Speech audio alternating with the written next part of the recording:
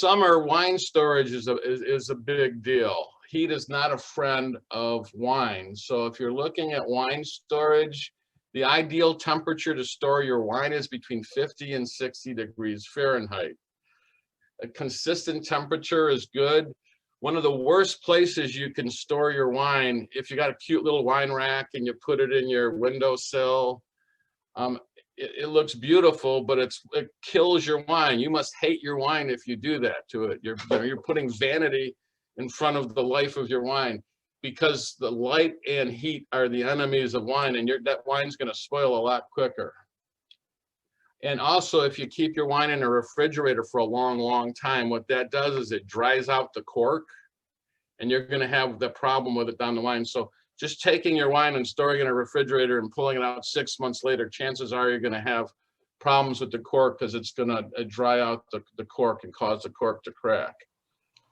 So Gaspar, when you say extended, what do you mean? Years, months, weeks? I'd say more than like a couple, 3 months. You probably don't want to do.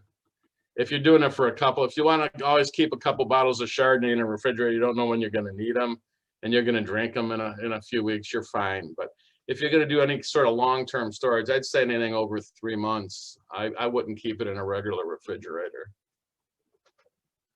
Wines with natural corks need to be stored on their sides. The reason for that is it keeps the cork moist and it keeps it from drying out. Keep it out of strong light. As we mentioned, light negatively affects wine. It causes it to age negatively. Minimize vibration. A lot of wines have sediment in the wine. And if the wine's resting on its side and the sediment stays at the bottom of the bottle, it's not impacting the taste of the wine as much. But if it's constantly jiggling or vibrating, that sediment's going to have more contact with the wine, and it's going to impact the taste of the wine. And if you don't have a cooler, you don't have a cellar, the best place to put your wine is in an inside closet in a box with the bottles upside down.